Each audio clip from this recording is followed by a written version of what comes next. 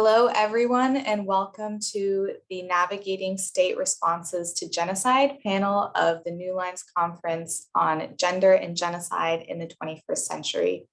I am delighted to introduce the moderator, Naomi Kikoler, and the panelists, Adam Keith, Dr. Melanie O'Brien, and Professor John Packer.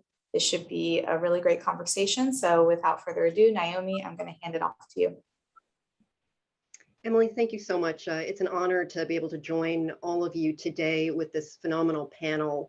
It's a really timely convening focused on centering a gendered perspective into genocide and atrocity prevention.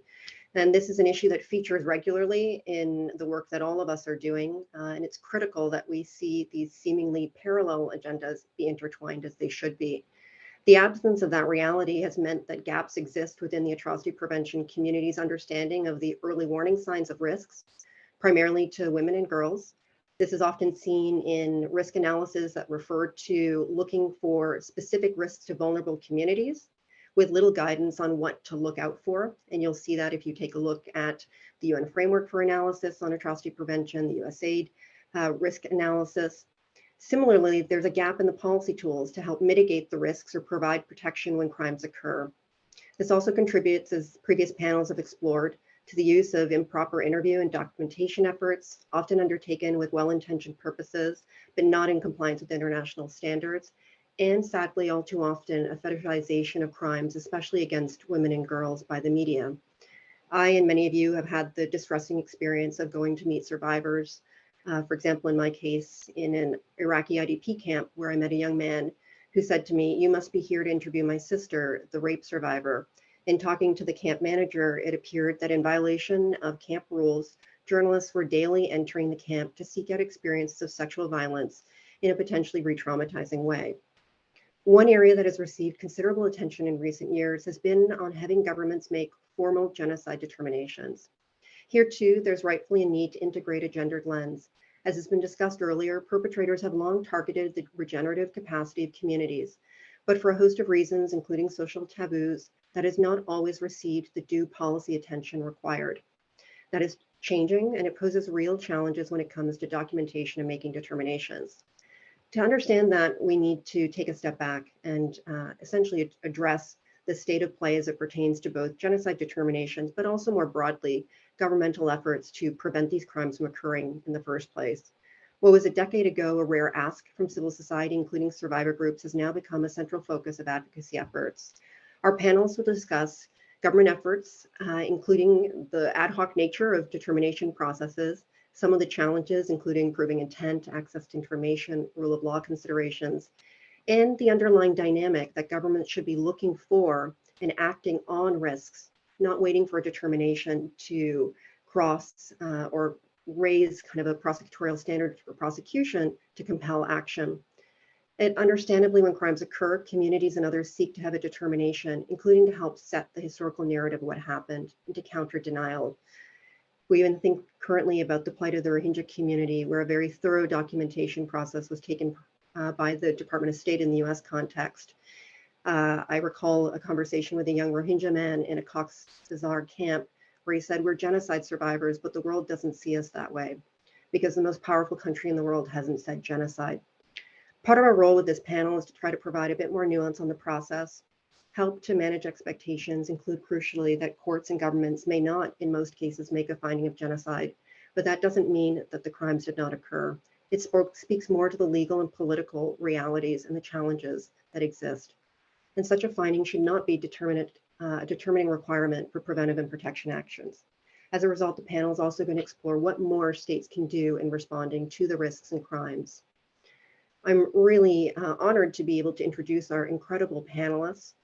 Each are going to provide short remarks in which we'll then follow up with questions from the audience. Please put them into the chat box. The first speaker is Adam Keith. He's going to be sharing the perspective from the United States. Adam Keith served as a senior policy advisor for the Office of Global Criminal Justice at the US Department of State from 2014 to 2017, and as a director on the National Security Council from 2013 to 2014, developing, coordinating, and implementing policy on international justice, human rights, and on atrocity prevention. He held other positions as well within the Department of State, notably on Africa and Near East bureaus from 2007 to 2013.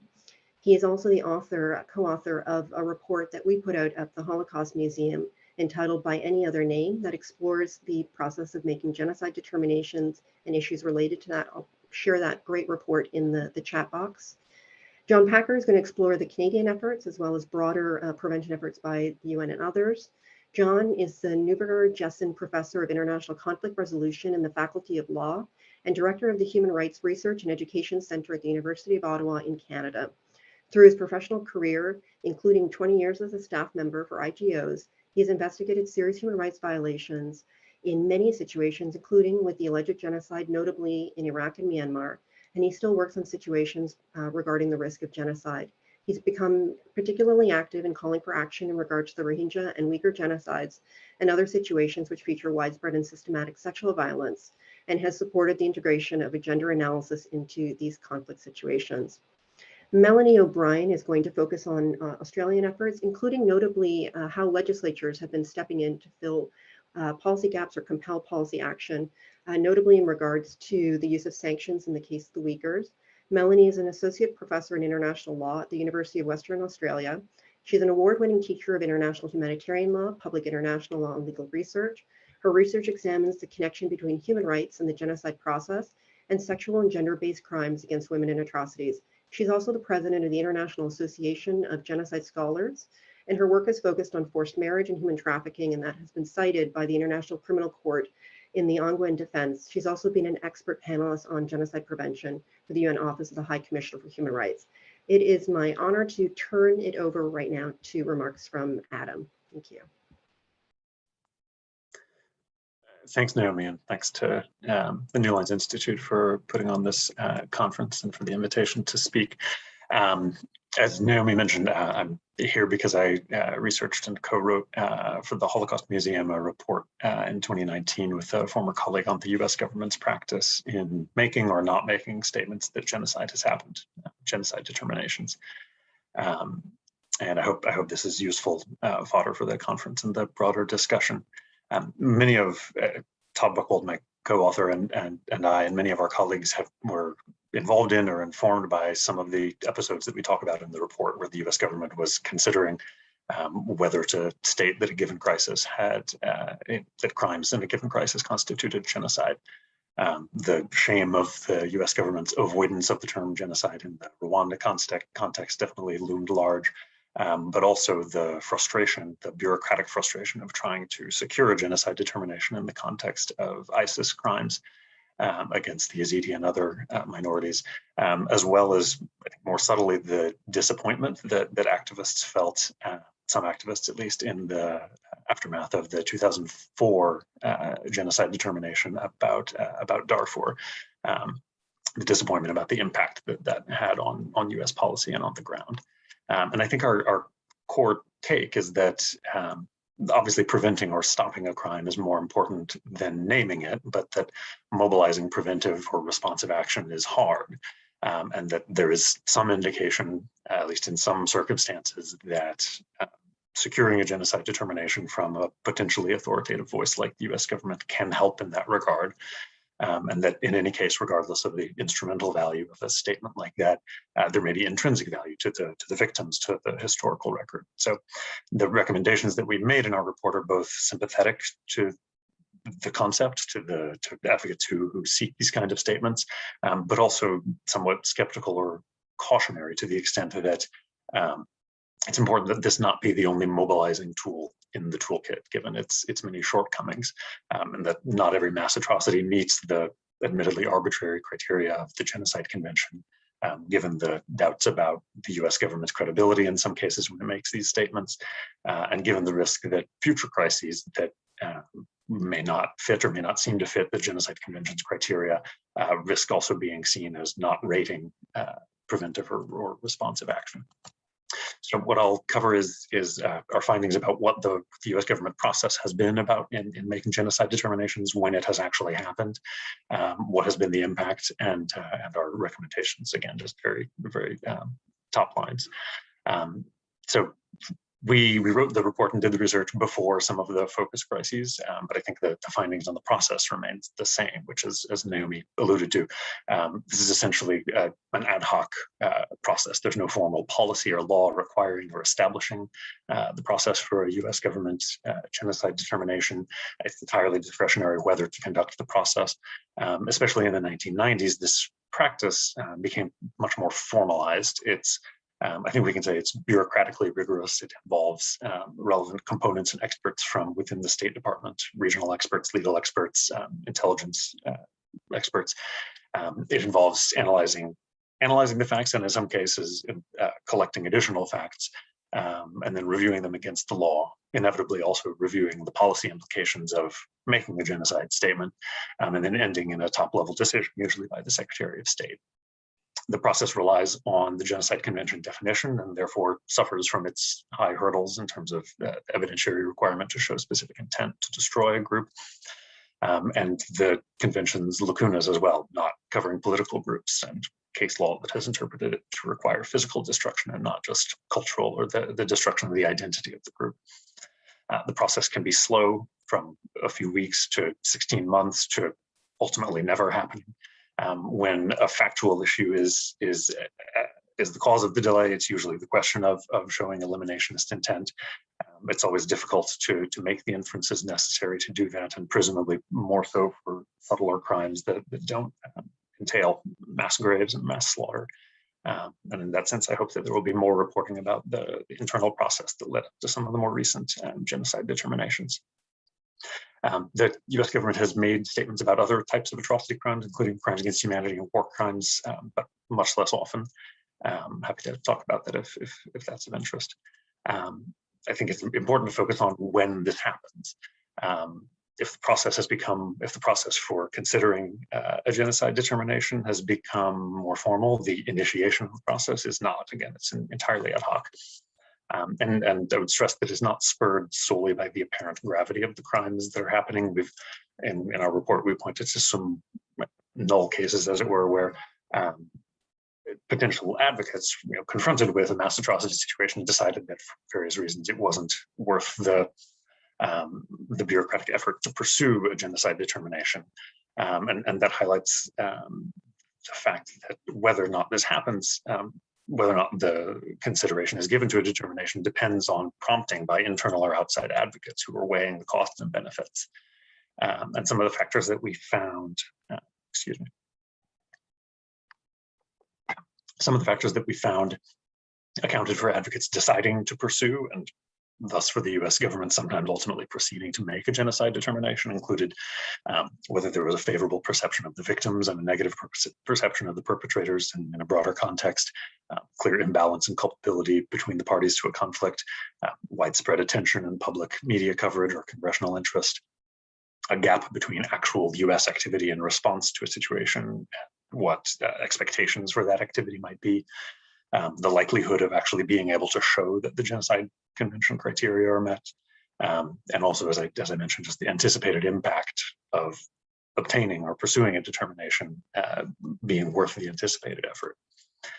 With those criteria in mind, there's no reason per se that genocidal acts other than mass slaughter couldn't satisfy or trigger those criteria. I think in practice, it's easy to anticipate that, again, high body counts, mass graves are more likely to do so than subtler crimes like forced sterilization or transfer of children or sexual violence. And then on the other side of the coin, we also tried to bring out the factors behind the US government's reluctance to consider or resistance to making genocide determinations, which turn primarily on the anticipated political pressure to take specific actions or to take a greater degree of responsibility in dealing with a situation that the US government expects would flow from its own a statement that genocide is occurring. And I would stress that these are not just expectations of the use of military force, but much more generally limiting the US government's flexibility in how it handles relationships with the perpetrators, or just or in any way, actions that would be inconsistent with current US policy. We focused also on the impact of genocide determinations, which is we found very hard to isolate. So we talk about expectations and reality to the extent that we can distinguish. what might you get from the genocide determination based on the record. And again, I would start by stressing the possibility of intrinsic values, the importance of bearing witness to the gravity and nature of a crime, the importance of setting an accurate historical record and showing empathy for the victims and the specific the nature of the abuses that they're facing. It is hard to quantify the value of those benefits of making a genocide determination, but we consider them to be real and important to keep in the discussion. What advocates often focus on are the instrumental effect of a genocide determination, which can range from, I think we try to challenge the idea that there's much to be expected in terms of legal impact. The US government view is that there are no particular legal consequences to making a genocide determination. Happy to discuss the difference between the US government view and the ICJ and other views about what the obligation to prevent and punish genocide does and doesn't entail. But generally speaking, this is not the source of reluctance for the US government. The issue, as I mentioned, turns more on the moral and political expectation of action.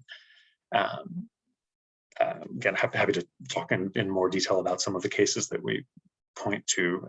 Again, Darfur, I think, is an interesting case in that it both shows the potential and the limits of the tool, as it were. The 2004 Darfur genocide determination was done in part with a view to mobilizing other governments.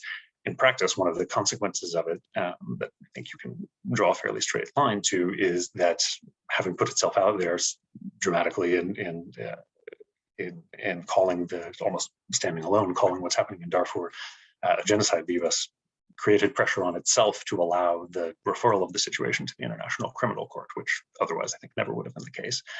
But again, there's the fact of disappointment. Secretary Powell said, no new action would flow from this announcement.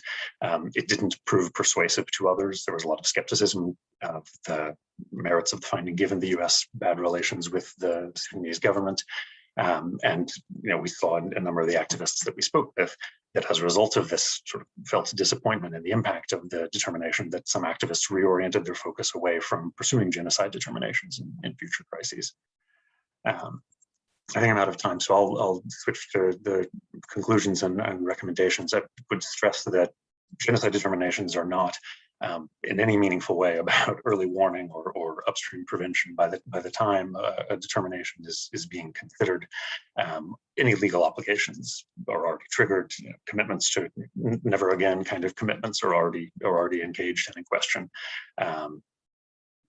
So again, just to stress that this is not a substitute for action. That doesn't necessarily mean it's not worth pursuing. Again, because of the intrinsic value and the possibility of instrumental value, we didn't recommend ending this practice as other governments have done or said that they have done. We do focus a little bit on how to make the process work better. It's hard. I think the rigor of the process and the delays that flow from the genocide determination review process emerged partly for defensive reasons, to guard the government against pressure that would flow from using the term. But the rigor also turns out to be important to the credibility of these statements, and the credibility in term is necessary for them to have an impact, a political impact, and I think to be sustainable over time.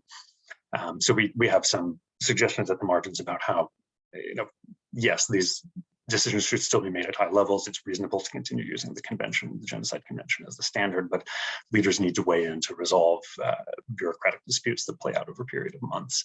I think the most important point for today's purpose, though, is that this can't be the only mobilizing tool in the toolkit. We have some recommendations about how it's important to show that genocide, in terms of the Genocide Convention, is not the only mass atrocity crime that's worthy of a policy response prevention effort. That's easier said than done. One thing that we point to is that the US could adopt crimes against humanity legislation, support a crimes against humanity convention.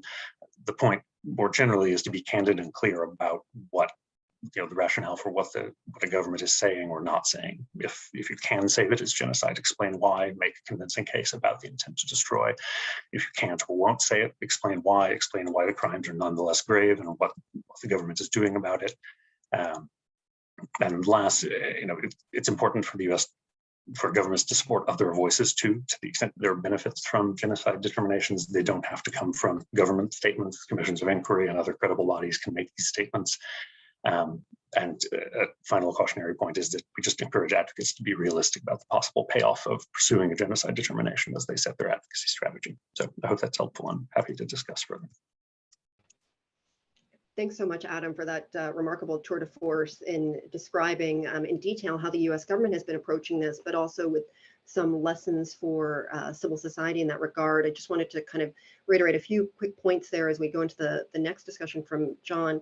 As you said, in the US context, and I think this will become an interesting contrast with both the Canadian and Australian, the process has become more formal and, as you said, is quite rigorous in terms of consideration of the law, but the initiation of that process has not.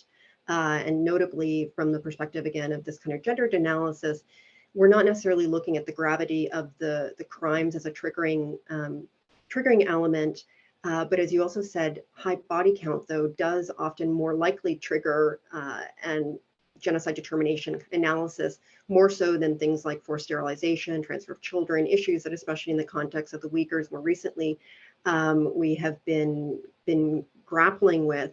Also, just reiterating a point that you made, that from the US perspective, there are no legal consequences of making a genocide determination, which I think in many cases people are not necessarily aware of. So we might want to just in the Q&A go back to that particular point.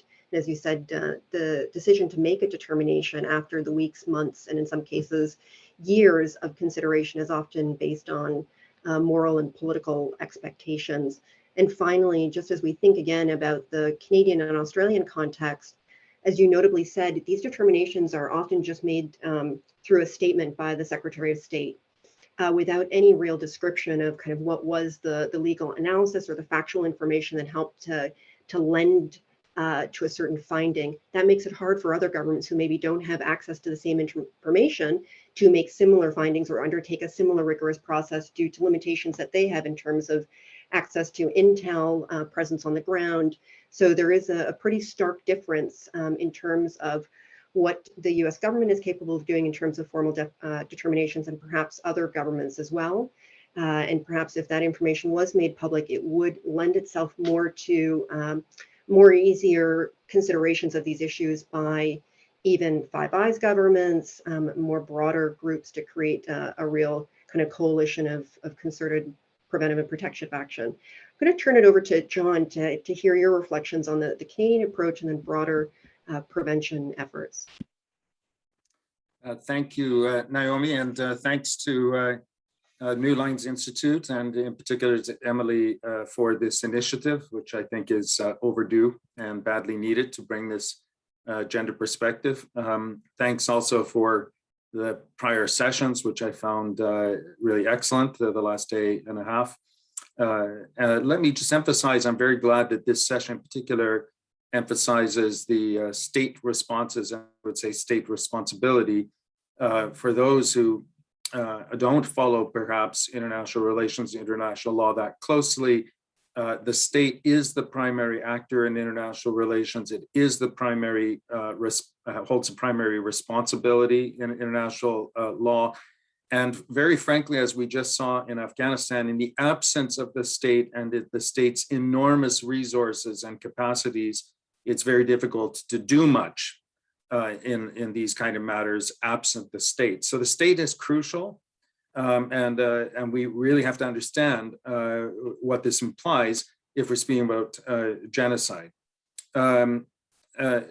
Let me say that it's also in the contemporary period more visible now that we can see the kinds of, Adam mentioned, subtle or less subtle actions which result in egregious conduct in violation of the Genocide Convention, or for individuals in violation of the Rome Statute, or other international obligations that are related to it.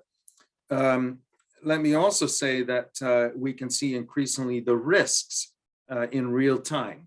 In Afghanistan, for example, you don't have to be a brain surgeon or a rocket scientist to connect the dots between the Hazara, for example, as a protected group, and the risks for Hazara women and girls in particular in that circumstance.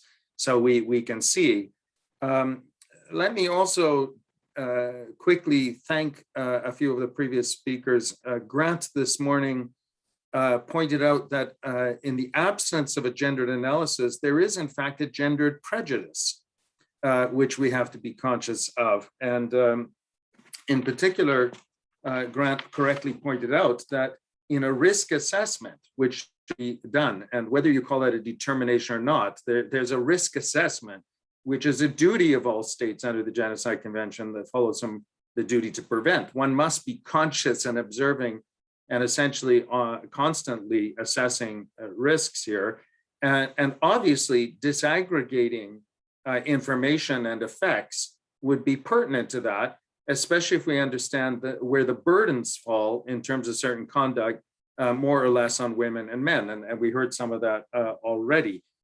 We find that though, if it may be that men feature more in the areas of killing or immediately in the conduct, for example, where there's a nexus with armed conflict, that's less subtle, again, to use that term, doesn't mean less a violation. And in fact, it may be from a risk analysis and prevention perspective, precisely in the more common conduct affecting women with regard to, for example, effects on births and so forth. So being conscious of this, I think, is rudimentary. Let me also say that I agree entirely with Sarah and Aaron and the points about, the preoccupation and the hierarchy that is implied of acts here, which of course does not exist in the convention. It's not a matter of the law, nor from a victim's perspective makes any sense whatsoever. To say that if one is subjected to, for example, an act of rape or sexual violence that has a genocidal intent, that somehow it is less or does not compare with other acts is no solace to the victim. It's patently inappropriate, and I would say detached from the way in which human conduct occurs. So to the question put to me about Canada, and I don't speak for Canada or the government of Canada. In fact, I've lived half my life and most of my professional life outside of Canada. Canada as a state is a state party to the Genocide Convention, and actually has been relatively good at being a party to most of the kind of human rights and international law and criminal law instruments, but our actual conduct is utterly inconsistent, or consistently utterly difficult to understand. The gap is between rhetoric and conduct. So for example, Canada had not only a consensus, unanimous adoption of resolutions of both houses of our parliament acknowledging genocide of the Rohingya, including under the Westminster model. That meant that members of government, our prime minister, our foreign minister, plenipotentiaries of the state voted in favor. So they bound the state, despite their effort to invoke the non-binding character of the resolution. And yet, when it came to the Uyghur situation, Parliament voted unanimously of those who were in the House, 266-0, unanimous save for one, our foreign minister, who came into Parliament and did an extraordinary thing that's relatively unknown in parliamentary procedure, abstained on behalf of the government. We don't know what that actually means, but clearly made a statement that they didn't want to say anything that would be binding in the light, probably the Rohingya situation. And yet at the same time, essentially in the last couple of years, we've had commissions of inquiry in Canada on missing and murdered Indigenous women and girls, and on Truth and Reconciliation Commission, both of which concluded elements of genocide. And the Truth and Reconciliation Commission concluded that there was what they call cultural genocide, but if you read the reports, the elements of genocide, the acts and intent appear evident. And in the missing and murdered Indigenous women and girls case, our prime minister, they not only did conclude, the commission, that there was genocide, but our prime minister readily and immediately accepted that. Now, if you're just comparing the case of up to 1,600 missing and murdered Indigenous women and girls over some decades in the context where some of those murders are committed even by indigenous men, and then you compare that with the Uyghur situation, you might scratch your head and say, how can our prime minister conclude that there's genocide in the Canadian context, and he has no idea and won't draw a conclusion in the context of the Uyghurs? I mean, the only answer to that is politics. That's not law, it's politics. And let me say, in the case of Canada, we are near in a number of other situations. Canada is a major donor, for example, and on the ground with embassies in the Republic of South Sudan, in Cameroon, where there are absolutely risks or actual conduct that amounts to or is teetering on genocide. Canada has declined, notwithstanding these declarations, for example, the Rohingya, declined to join the International Court of Justice case, despite the call of the Vice President of Gambia at the General Assembly 2 years ago, calling upon all member states to join that case. What Canada has done is very subtle, to use that word again, with the Netherlands, to issue a single sheet of paper saying that they are intent on intervening, which is an opaque reference essentially to Article 63, which is say not to join the case, but to comment on the construction of the convention. And they may do so, there is rumors they may do so with regard to sexual violence or gender. We don't know, but that when that will be, I mean, it certainly hasn't been now, and it's not going to be for some time. And what it'll amount to, God knows.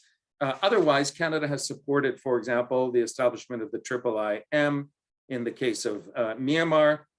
But of course, we also have no idea when any cases would emerge from that and what consequences that would have, while 1 million refugees languish in Cox's Bazar, or 450 to 600,000 Rohingya are at utter risk inside the country. So in short, the Canadian experience here is a gap between rhetoric and conduct.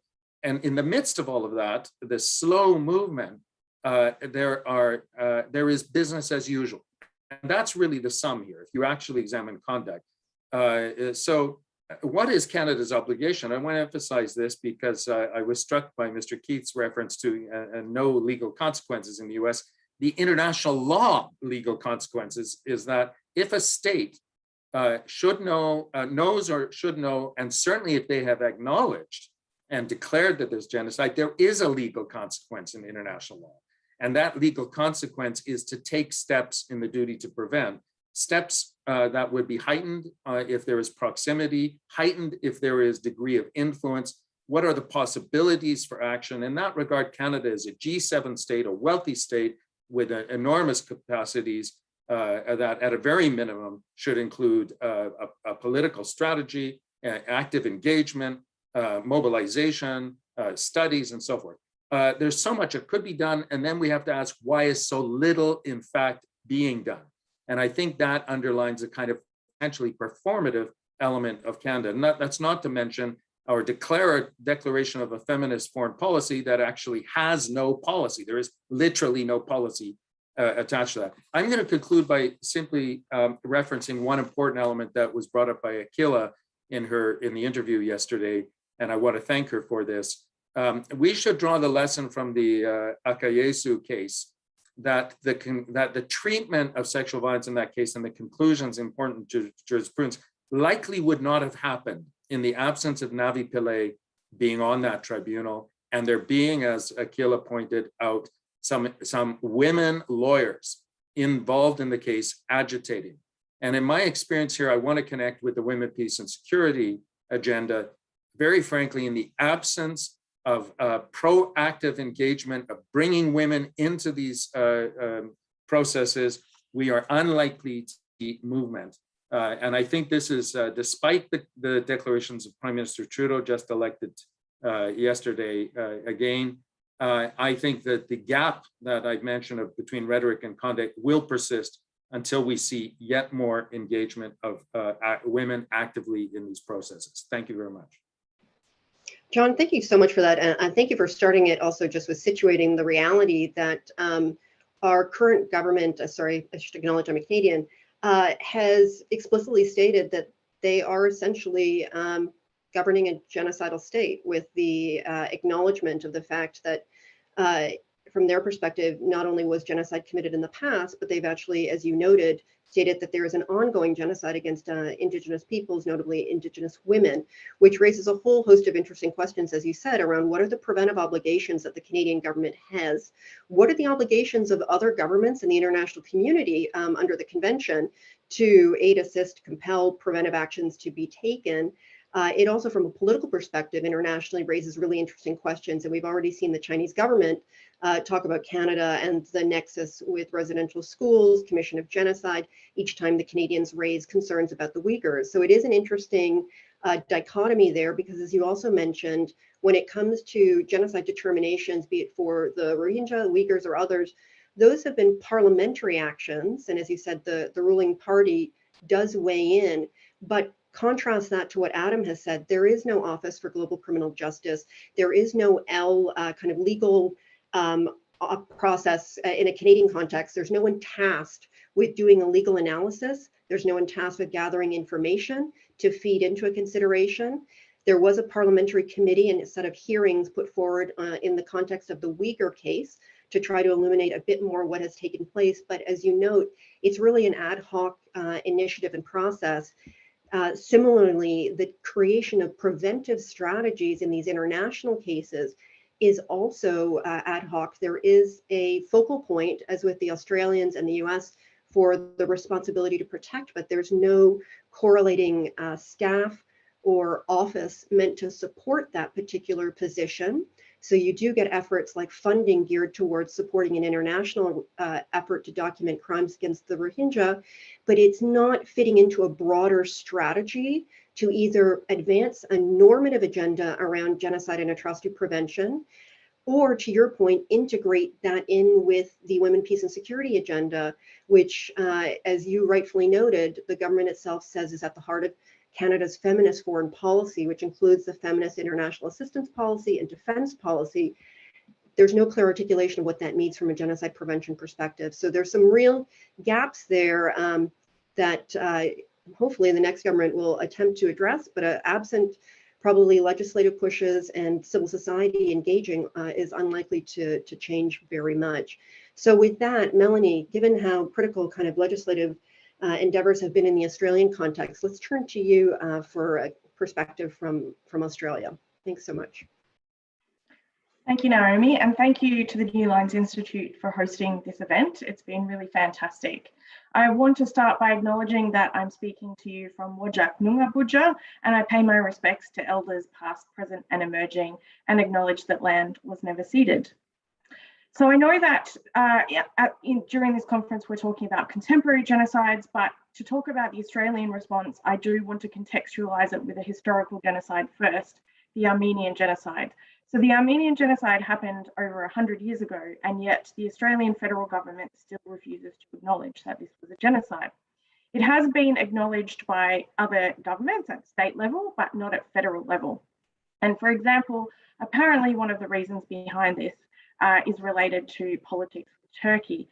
So the day that Australians commemorate those who have fought and died in war is called Anzac Day, which is held in April.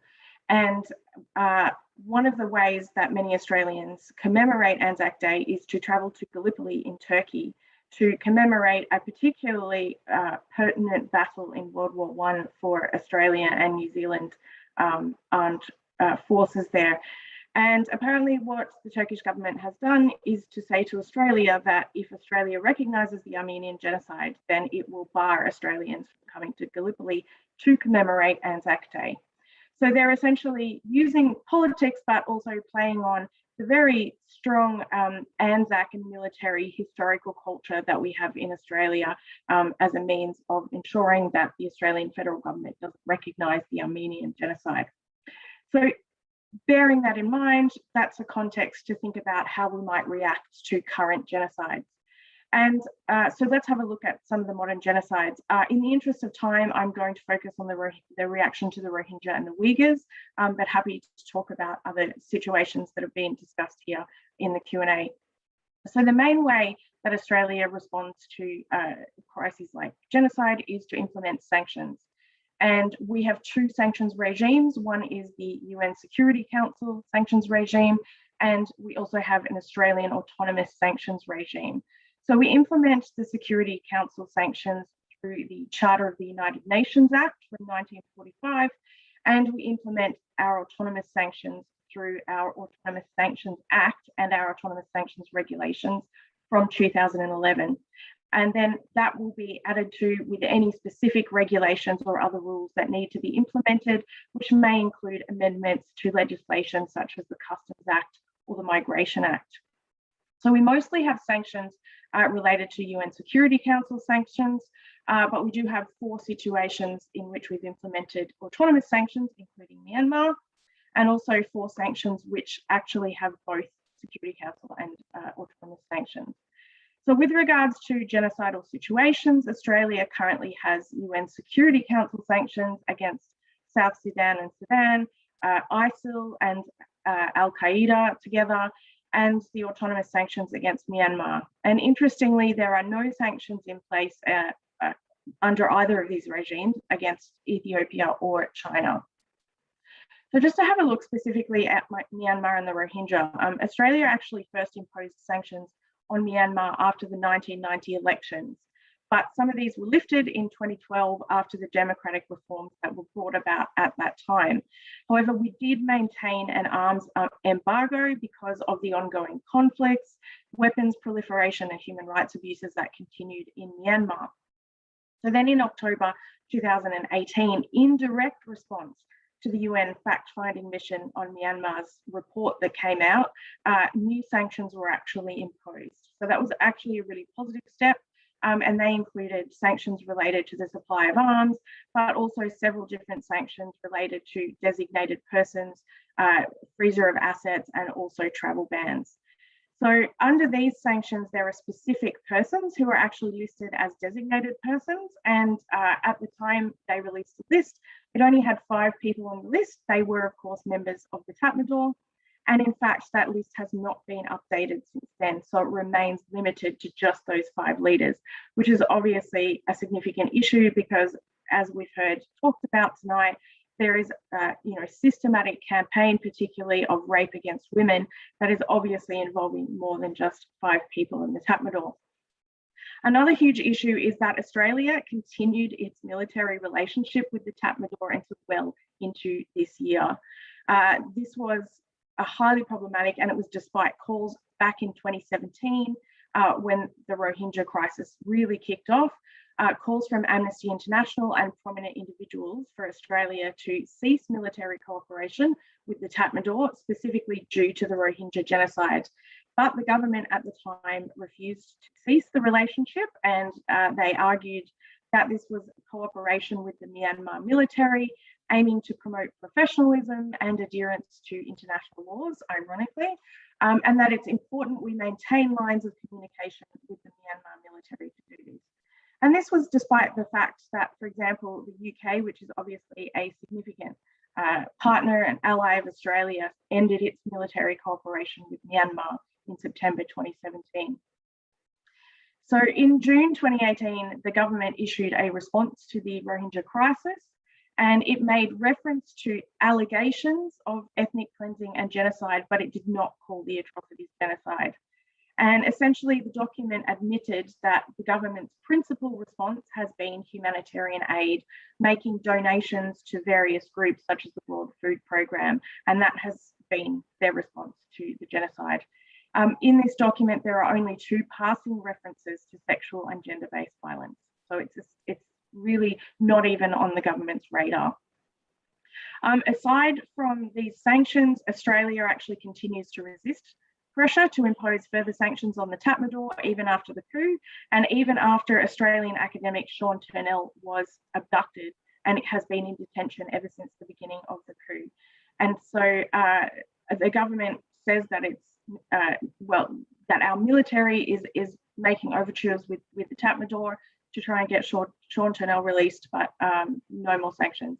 And essentially what Australia is doing, and our Foreign Minister Marise Payne has said that essentially sanctions would not advance our interests, and our interests are supporting an ASEAN-led solution. But as we know, ASEAN's response has been also quite weak with regards to the Rohingya genocide. So essentially, there isn't a lot of talk about genocide. However, and also representatives from the Department of Foreign Affairs and Trade and the Attorney General's Department have said that Australia recognises states, not government, and so they're refusing to actually engage with the issue of the Tatmadaw as a government, particularly even after the coup.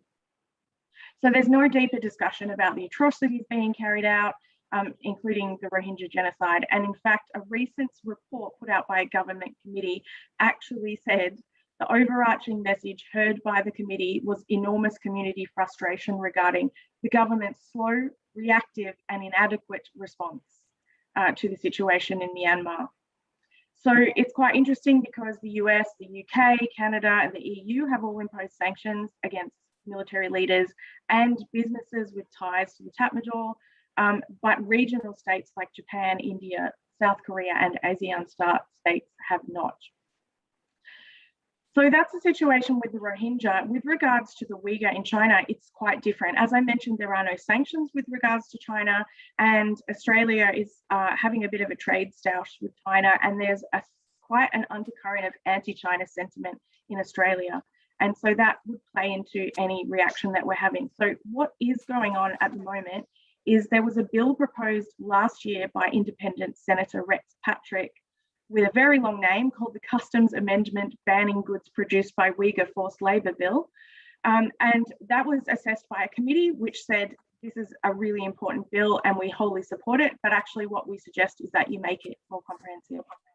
So Senator Patrick did that, and this year he actually reintroduced it and it was renamed the Customs Amendment Banning Goods Produced by Forced Labour Bill. So the idea of this bill is that it's global in nature. It applies a penalty to the importation of any goods into Australia that have been produced by forced labour. So that bill in August, just last month, passed the Senate, and now it has to pass the House of Representatives to go into law. So in bringing back to the topic of this conference, in thinking about gender, I had a look at the discussion. So every bill has what's called a second reading, and the senators could present their thoughts on this bill.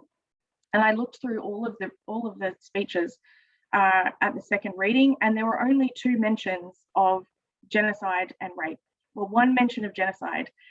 Senator Janet Rice, she made reference to cultural genocide being undertaken against the Uyghur people, and she also made mention of systematic rape. And another senator, Raf Chikone, made mention of rape as well. So they were the only 2 senators that did mention it. Obviously, the context was much broader. They were talking about, systematic human rights abuses against the Uyghur, but also more broadly in China.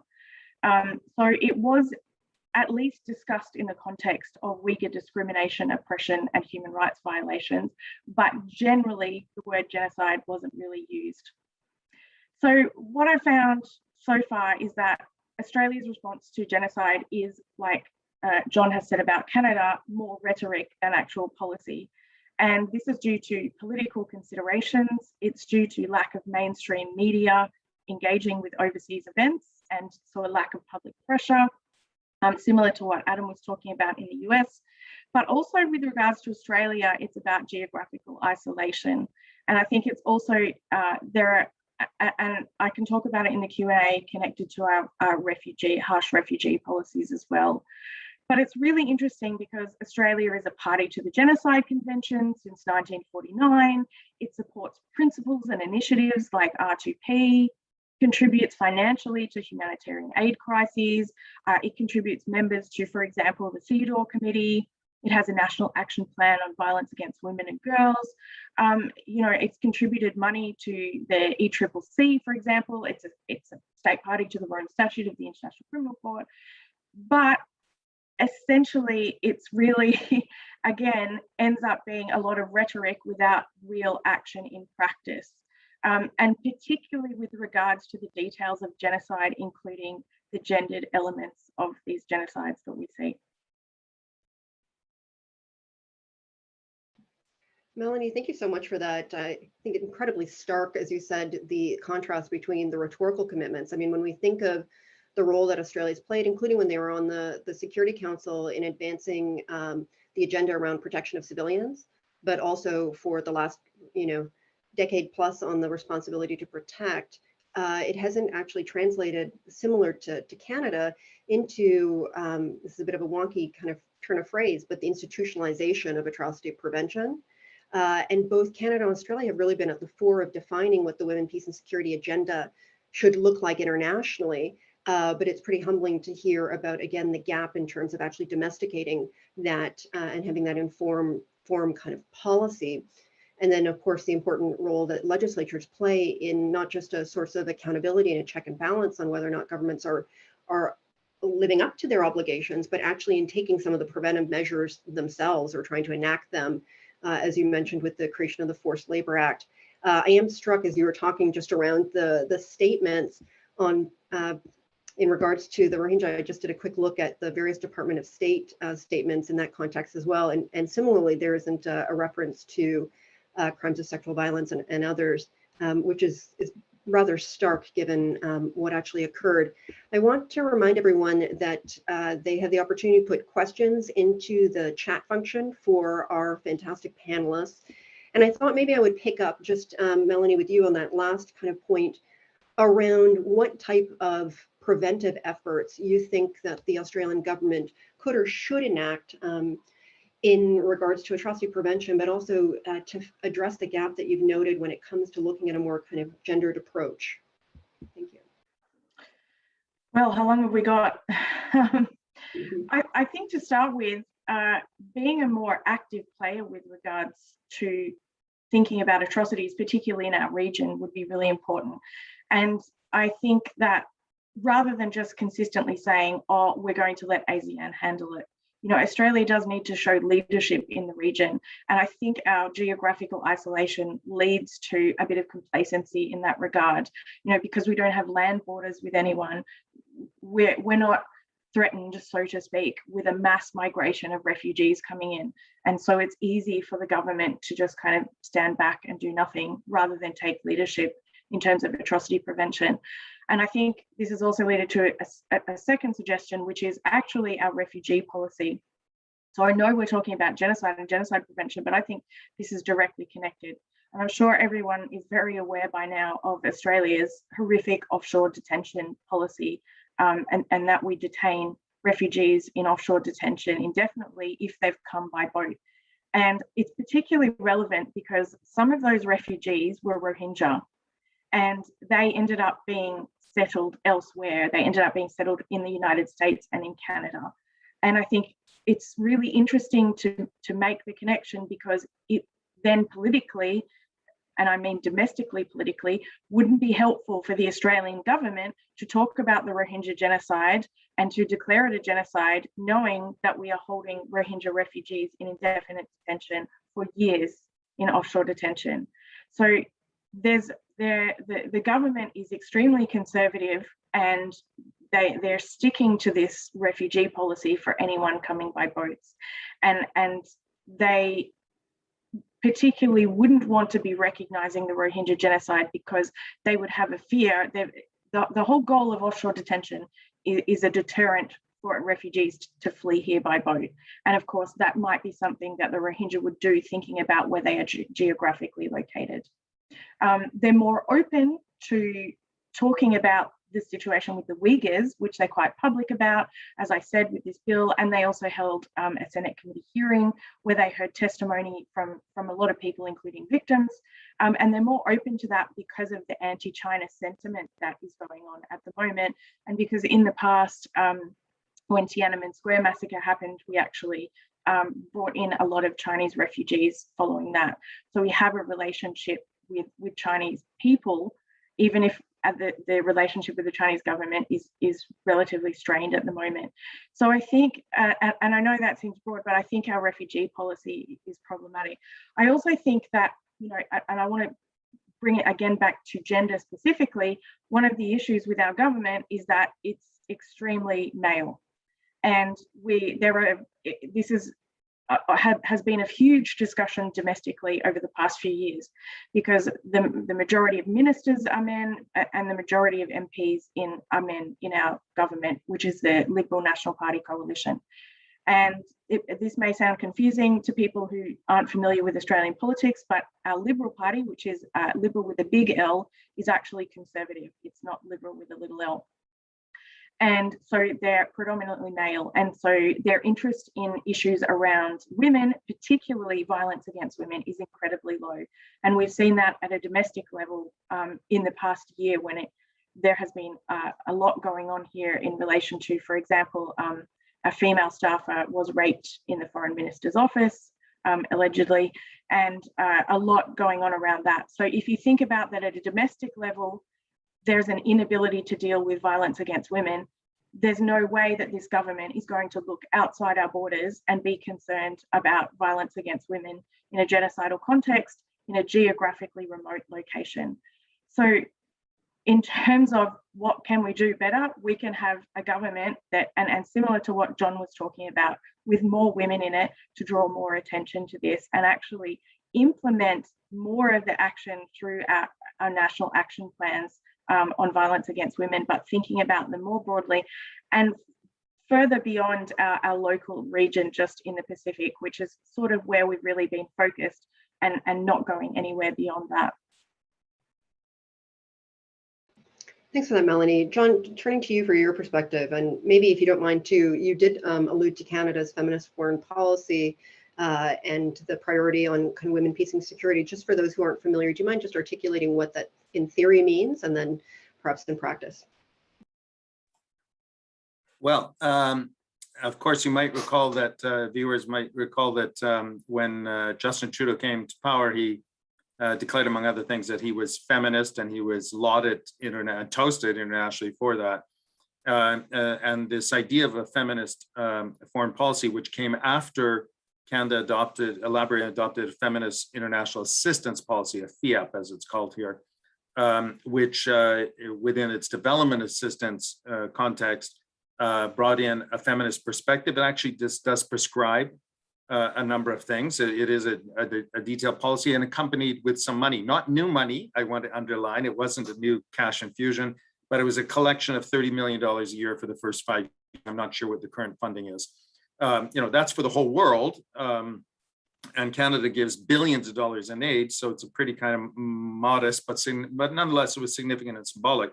The feminist foreign policy picked up on the tails of really the work of Margot Wallström as the foreign minister of Sweden. And Sweden really did adopt and elaborate, and you can read, a detailed policy and also named an ambassador. Canada did name an ambassador, not for feminist foreign policy, but for women, peace and security, Ambassador Jackie O'Neill, very competent and dedicated person coming from civil society. But the feminist foreign policy as such has not been elaborated. In fact, it's been ongoing a 2-year so far process of consultation of what it would be. So it's a little bit odd that there's a policy declared in the absence of an actual policy. Normally, you would think you'd have white papers, you'd have discussions, and then declare the final policy, which really begs the question of performative versus actual conduct. I want to stress that I'm in favor of a feminist foreign policy. I think, bringing in, if it would include specifically what we're talking about, a gender perspective, a gendered analysis. What's often lacking here is a gendered analysis of concrete policy and implications, as should be across the board, in my view. And for example, would include equity, diversity, inclusion elements, many different elements. So I think what we have to think about is, what would this mean concretely in consequences? For example, Canada has created a really pioneering thing called the Canadian Ombudsperson for Responsible Enterprise. It's an ombudsperson, a woman, in fact, who is responsible to look at private enterprise operating anywhere in the world, which may be involved, implicit or facilitative through its supply chains and subsidiaries in abuses of human rights, to use the language of guiding principles on business and human rights. Now, if that would be infused with a gender perspective, which in principle it should be, if it had a feminist foreign policy, this should not only be monitored, but would also start to give us ideas concretely and signals, including of atrocity prevention, where those abuses, such as regarding the Uyghurs in Xinjiang, might be systematic on scale and with requisite intent. And so, I think these dots need to be put together and then elaborated in concrete terms of determined policy. And I believe that follows from the international obligations. There just hasn't been that kind of mobilization, and I think maybe there hasn't been the demand. And I'll add to that, if you allow me, one thing, because Canada does do, Melanie mentioned, we have Magnitsky sanctions. Yes, we have huge humanitarian assistance for the Rohingya, for example, almost 600 million Canadian dollars, which is giant in Canadian terms for a specific community at risk. But I categorize that as allowing business as usual to continue, and it's a little bit about bad appelism. If we can just identify those bad guys we might try someday, somewhere, God knows when, God knows how, then we can continue. And I think, again, I want to bring us back to the topic of the session, the responsibility of the state. If Canada would look more concretely about investments in Myanmar, trade relationships, I think that's where the rubber would hit the road and be meaningful. Thanks so much for that, John. Adam, I was struck, both Melanie and John have been talking about deficits that exist in their government's approaches. Their governments, and in terms of when we think about the infrastructure, are considerably smaller when it comes to the bureaucracy that exists, especially in kind of Ministry of Foreign Affairs. And there are not dedicated offices that have a focus on, for example, international criminal justice. And you worked within an Office of Criminal Justice at the Department of State. Just wondering, you've had to interact with a number of different countries. When we think about recommendations for governments to think about how they can institutionalize atrocity prevention, how they can approach in a more systematic way considerations around the integration of a gendered analysis into crisis situations and policy responses, and this question around genocide determinations, how critical, I know we could open this up to a full day symposium on this topic, but how important would you say an office like yours is when we think about, encouraging the Canadian government, Australians and others to potentially establish an entity like that? That's a really good question, and I think it could be very helpful. I mean, it's a question of inputs, right? Like bureaucratic inputs. I think other things being equal, it has been very beneficial for U.S. policy to have an office that is charged with, remaining aware of and in touch with, developments in international justice, war crimes tribunals. In particular, I think is a parallel question would be about the Atrocities Prevention Board or its successor interagency mechanisms that exist, that have an early warning mandate to review intelligence on an interagency basis. So it's not just one analyst laboring away, maybe as a third or fourth item on his or her priority list, to force discussion of these issues and to shine a spotlight on countries that are not getting attention or thematic topics that are being neglected. I think that is all very helpful, and so sure, I would recommend it to other governments. And for example, Human Rights Watch made a big push a couple of years ago for the EU to create a special representative on international criminal law, to complement the focus of the special representative that they have, more narrowly focused on human rights. I think all of these are good initiatives and would be helpful. I think it's still just about inputs, and then the question of what actually catalyzes those inputs to produce actions that wouldn't have happened otherwise. And there, I think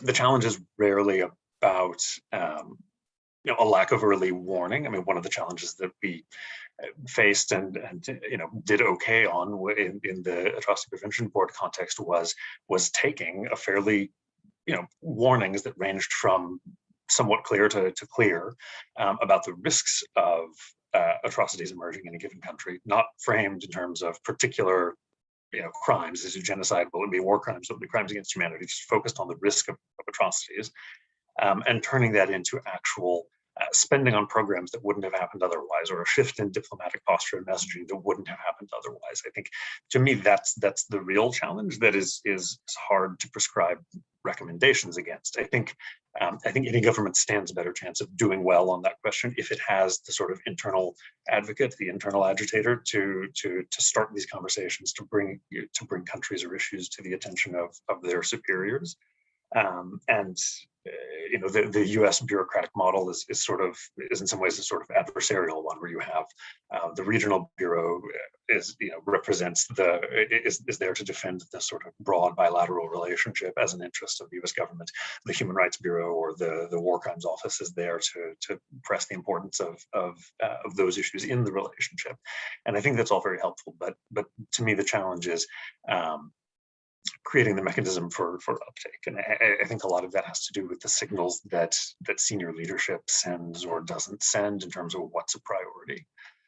So I always embrace and talk up the bureaucratic and sort of structural recommendations, but with the caveat that they're about inputs. They're maybe necessary and definitely not sufficient to improve actual outcomes and practices. I very much appreciate, especially that last point, necessary but not sufficient. And I think we see the example, as Melanie and John have alluded to what happens when you don't actually even have the bureaucratic apparatus just as a starting point. You have a much lower bar and greater impediments to overcome to actually mobilize action. I think that lends itself well to this question from David Hughes. It's a question about persuasiveness. Are moral or international legal arguments more effective when attempting to compel state responses to instances of genocide? Adam, that's an issue that you delved into in your report. Why don't we start with your thoughts on that? And please, for others, put your questions into the chat function. Thank you. I'm sorry, the connection crackled at a key moment. Could you repeat? Is it the question that David has here in the chat? Yeah. Yes, thank you.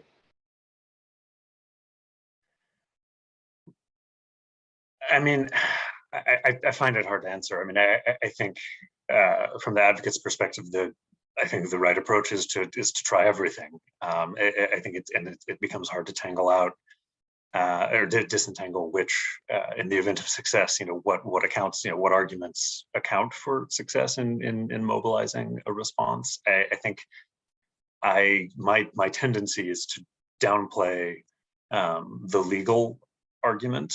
I take John's point. I mean, I think the U.S. government view about a state's obligations under the Genocide Convention to prevent is an idiosyncratic one. It doesn't find support in ICJ rulings. I don't think it's shared with by peer governments. As a practical matter, though, I think it is worth mentioning to advocates who are looking for effective ways to mobilize action that even success in showing that the relevant threshold for prevention obligation has been crossed is not, as a legal matter, going to compel action from the government that you're trying to mobilize. In practice, I think a combination of moral and legal arguments is most likely to be effective. I think we get into talk about genocide because we talk about this in the report. I mean, the language of genocide, I think, can supply a connection between a current situation in the world and the laudable commitments of the past. You said, U.S. government or other government, that you would never allow this to happen again. You said you would take actions to prevent and punish the crime. Well, here, because we have shown that the criteria, that the relevant criteria are satisfied here, we've shown that your past commitments are engaged here. By failing to do something in response, you're failing to live up to those commitments, as opposed to just more generally, failing to stop something that's happening in a very difficult world where bad things happen all the time. I think that's the appeal of. I think that's why advocates are so often drawn to the invocation of genocide language, because it provides a connection to these past commitments and can break through. I think some of the situations where the U.S. government's refusal to use genocide language has been most alarming or discrediting, are situations where it was keen to wash its hands of the situation. I mean, the period in April and May 1994 the initial U.S. posture was to walk away from Rwanda. It was to support and cause the withdrawal of peacekeeping elements on the ground. That became less tenable, and you can see this in the internal documents of the administration. That became less tenable.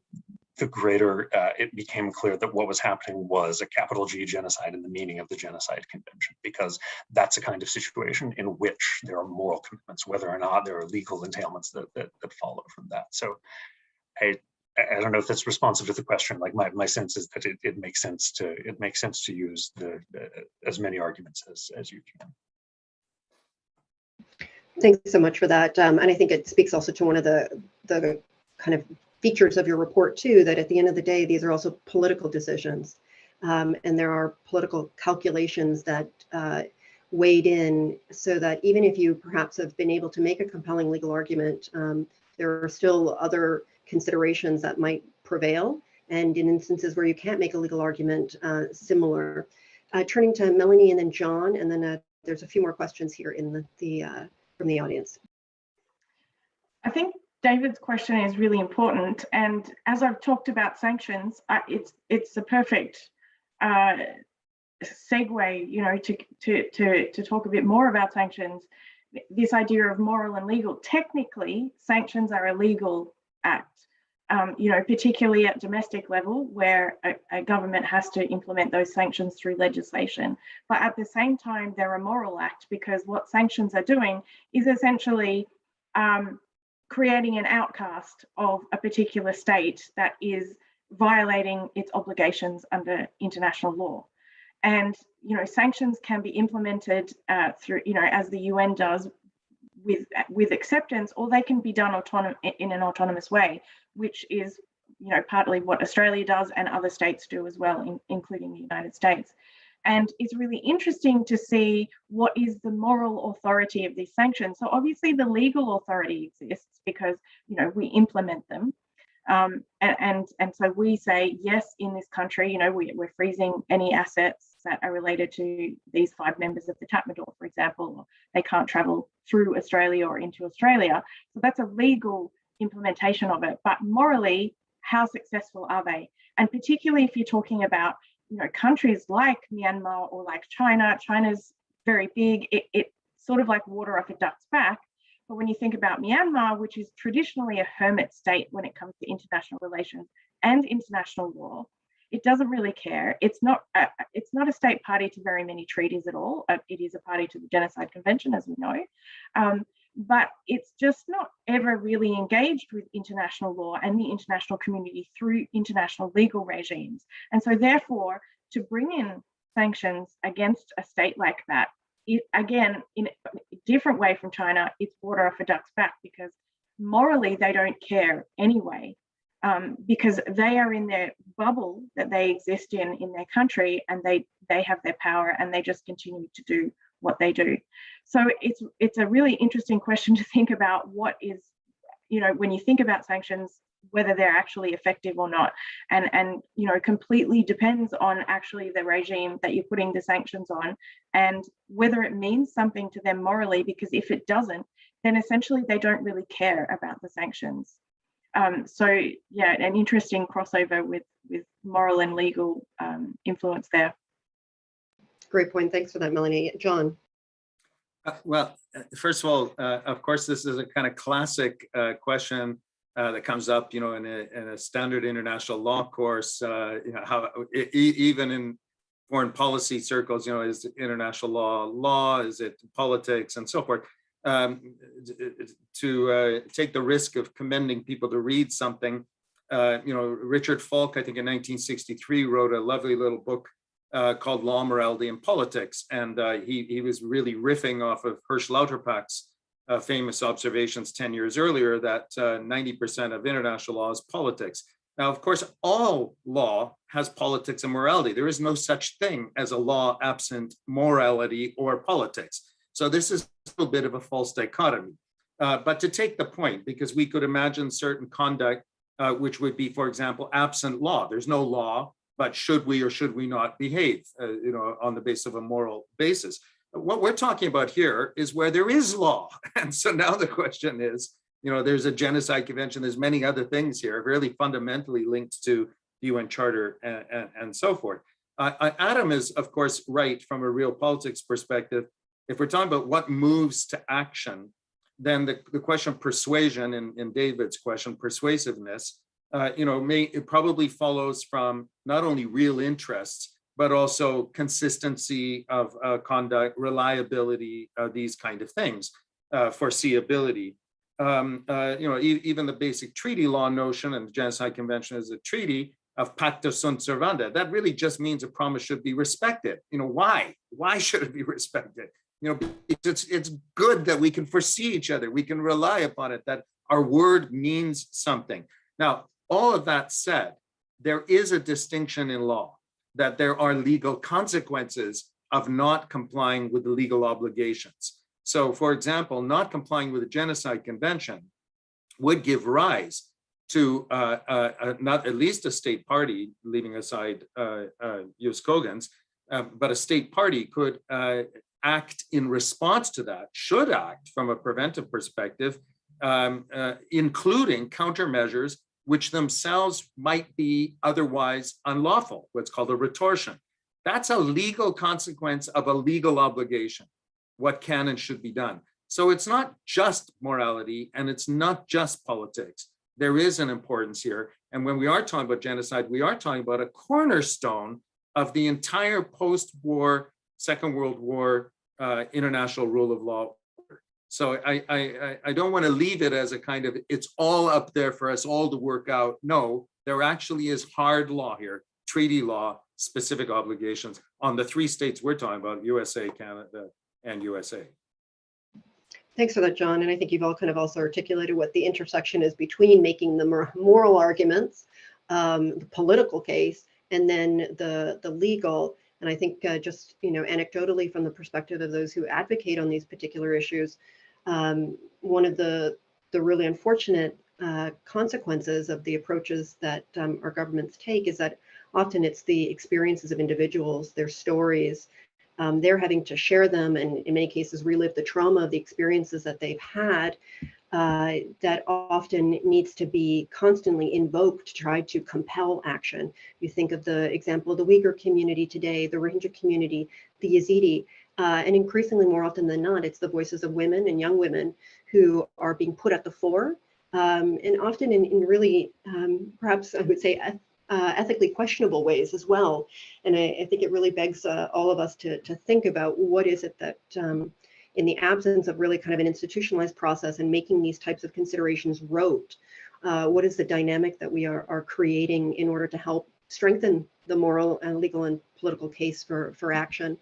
We have a number of questions that I just found. I'm sorry, I did not realize there was a Q&A button. So I want to just note one of them says specifically, the US genocide determination process is quite limited and gives more attention to situations where mass killing takes place. What can be done to change this and make the US government, especially State Department lawyers, recognize this full spectrum, including of gendered genocidal violence? I'll broaden that out because I think it's pertinent to all governments, and it goes back to one of the points that I raised just at the opening, that though there has been historically a reliance by perpetrators on targeting like the regenerative capacity of communities, we're seeing that much more kind of brought to the fore and more publicly discussed. How should that be changing the considerations of lawyers? What are some of the challenges that exist in integrating that type of analysis into genocide determination processes, but also even just evaluation of the risk of these crimes being undertaken by governments? Is there anyone that wants to take a stab at that one?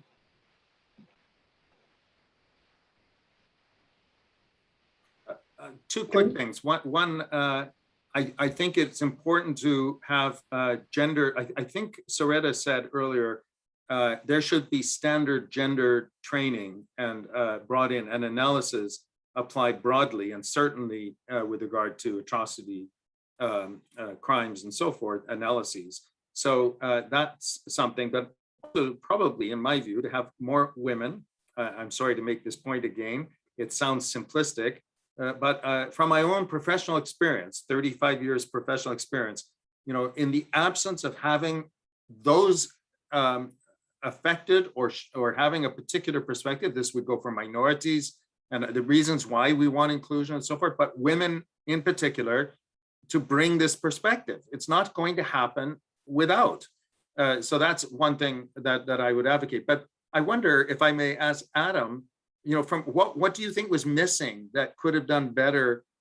Because it would be good to have more foreign ministries, leaving aside the resource implications, more foreign ministries with kind of dedicated units.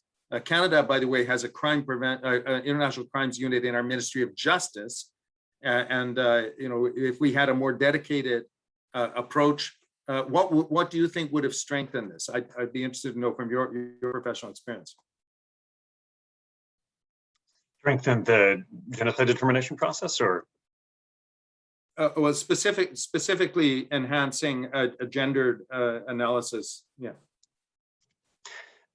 So I guess a couple of points. I mean, to the original question, I think these governments and the U.S. governments typically don't make decisions in the abstract or change practices or set precedents in the abstract. So I think my primary suggestion would be that, in a case where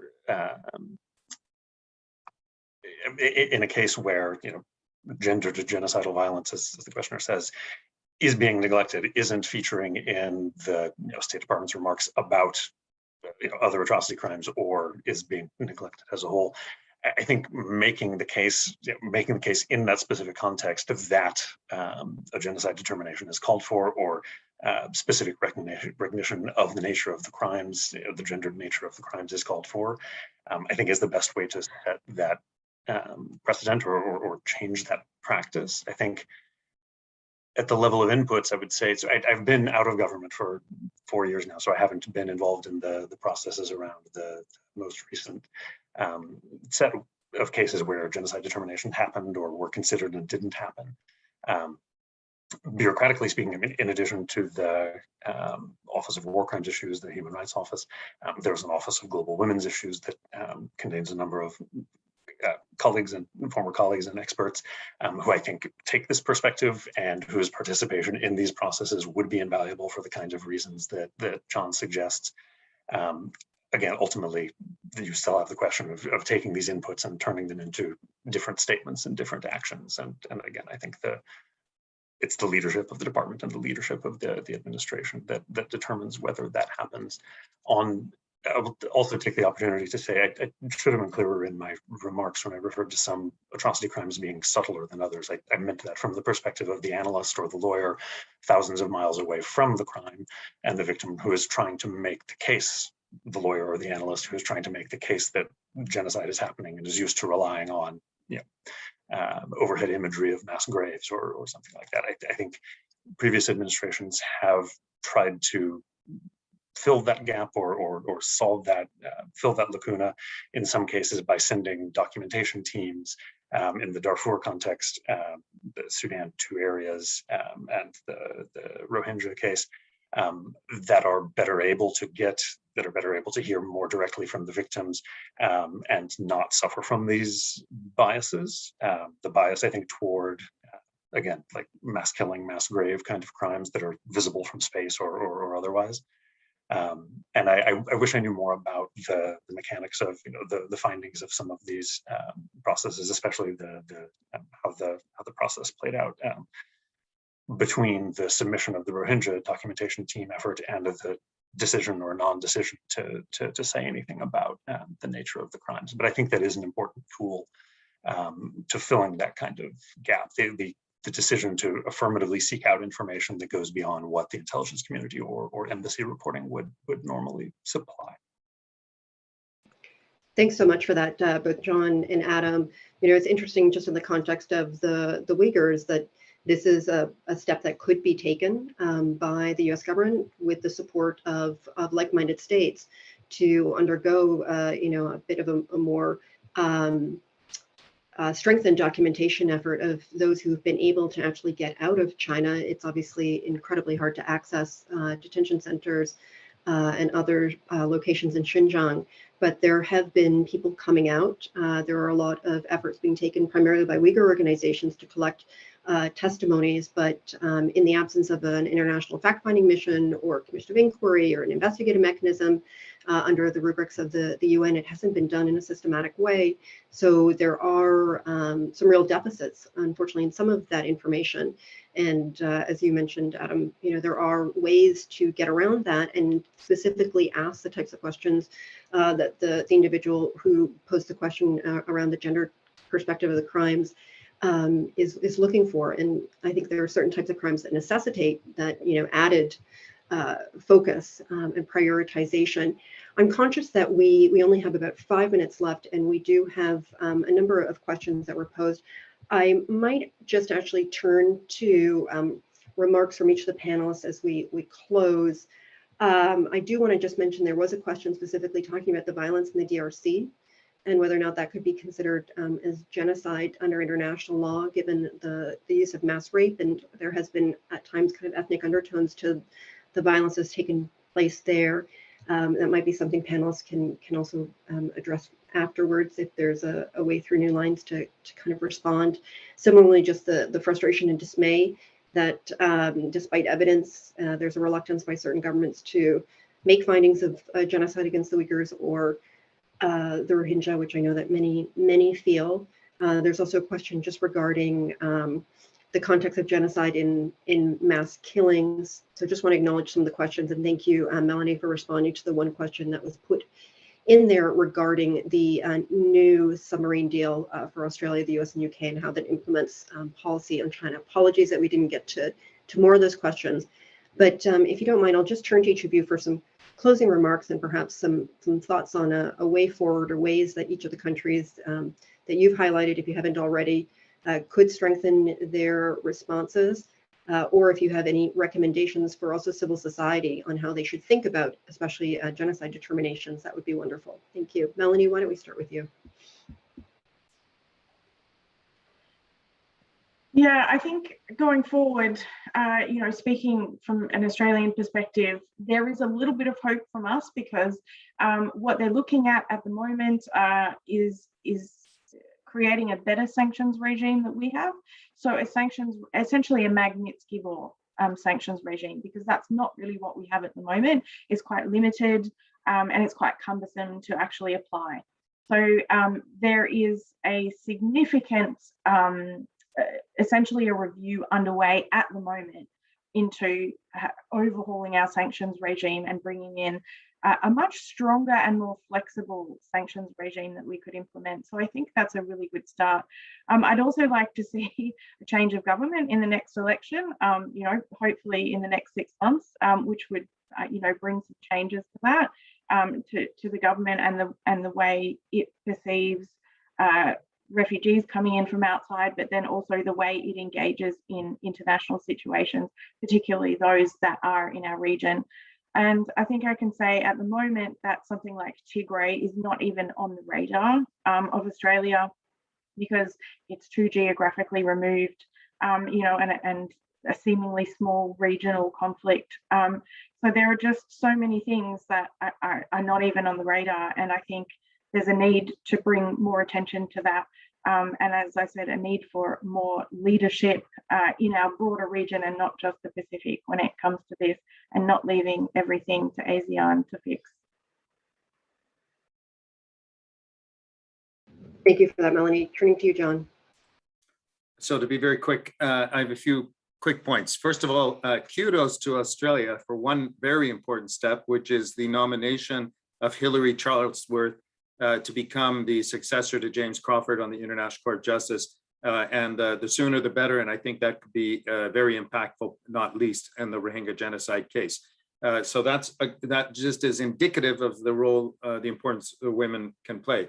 Second of all, let me just add a cautionary remark about the idea of determinations and bureaucratization and kind of trying to technicalize this and shove it off. I'm very, very doubtful about the initiative in the UK to have courts adjudicate and basically take from the executive the state's obligation I think that could put a lid on certainly preventive action, which would be very difficult to establish through a judicial process and so forth. The state cannot avoid its responsibilities, and really that would be my third point. We must make a better effort, and I would say for civil society, to focus on the state, the major actors in this, the systems. We might want to, in colloquial terms, think about, the evil individual, the Hitler, the Stalin, the whatever. That is not how genocides occur. They are systematic, they are substantial, they are foreseeable, by the way, and so forth. And then finally, just to answer the question on the DRC, which kind of makes the point, I don't know the answer to the DRC because I haven't looked at it in analytical terms. But prima facie, there's all the evidence there to support us being deeply worried.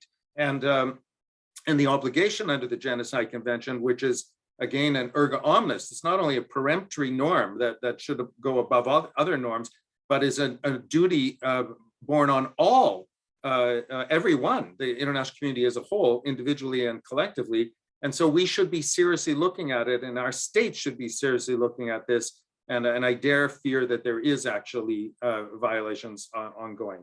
Thank you for the opportunity to contribute. Thank you so much for that, John, and thank you for raising also the effort that exists both in the UK and the US to try to, through legislatures, create a requirement that there are genocide determinations made either by Ministry of Foreign Affairs or, as you said, by the courts.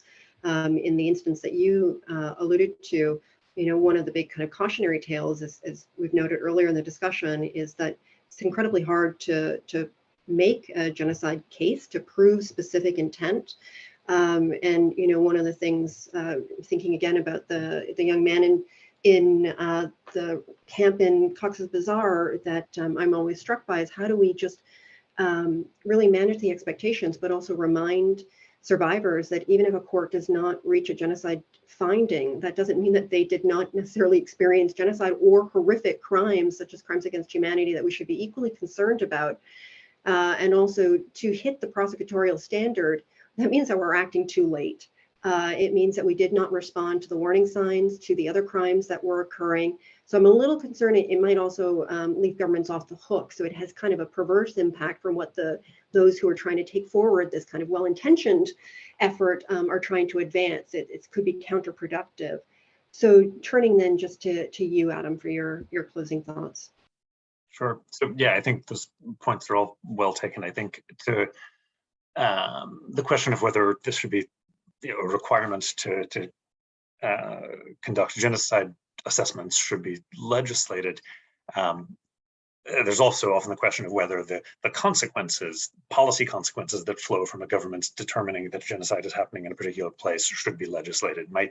I'm also skeptical of that. I think if you want an honest assessment from a government of whether genocide is happening somewhere, you must not attach automatic consequences to it, or you will find out the question will be answered will be, does the government want to have these consequences happen? Not are the factual criteria satisfied? So I'm very skeptical of that kind of effort, and also less, I think, prescriptively or ambitiously, I'm also skeptical of requiring, an across the board sort of human rights report kind of look at all countries at all times, are atrocity crimes happening in a given place. I think it's not practical. I think it does distract from the proper focus on warning and risk.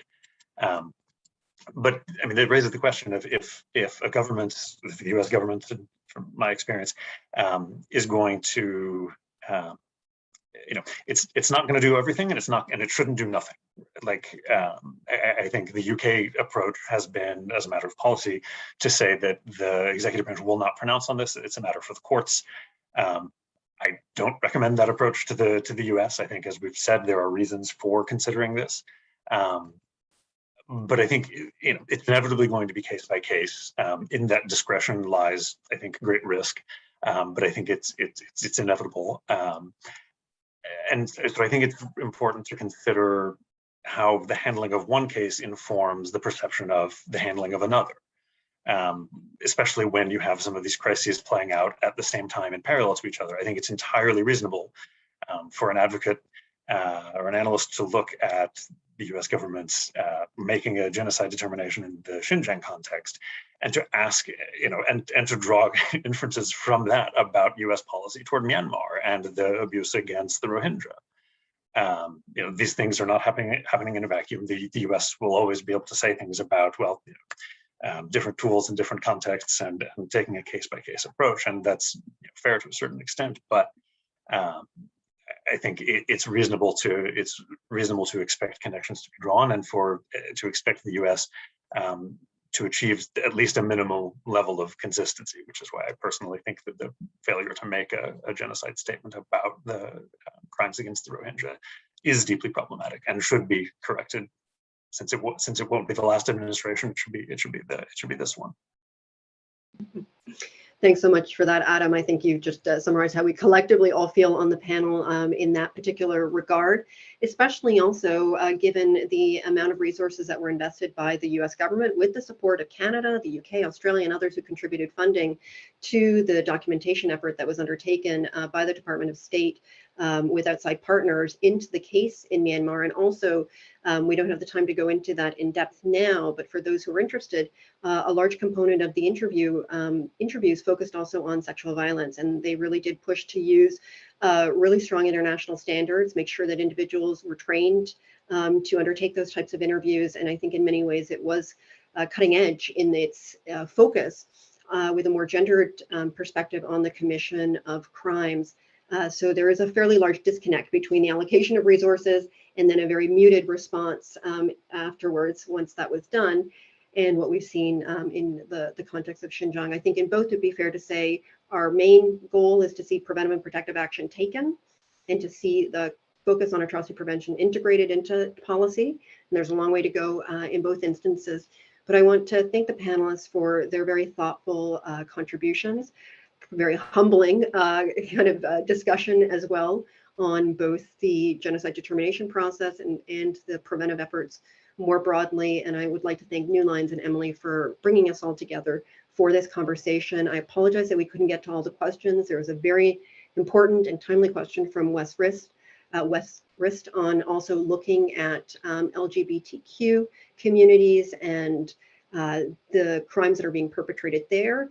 Hopefully in future discussions, we'll touch on that. Thank you again. Take care. Thank you so much, everyone. Thank you to Naomi, Melanie, John, and Adam for such an insightful panel. And thanks to everyone who tuned in yesterday and today for Newlines Gender and Genocide in the 21st Century Conference. I think we've all learned a lot over the past 2 days, that without a full gendered understanding of genocide, then we cannot hope to understand or recognize the full scope of the crime. And this means that states, especially those signatories to the Genocide Convention, will continue to fail in their duty to prevent and punish the crime of genocide without this understanding. So I again want to thank all of the panelists who took part in this conference, and for our wonderful audience who posed such great questions for our speakers. Please follow Newlines on Twitter at NewlinesINST to keep up to date on our future events like this, and subscribe to our YouTube page to see the recordings of each panel. So thanks everyone for participating. I hope you enjoyed this conference and learned a lot from our incredible lineup of speakers. Have a great rest of your day and stay safe, everyone.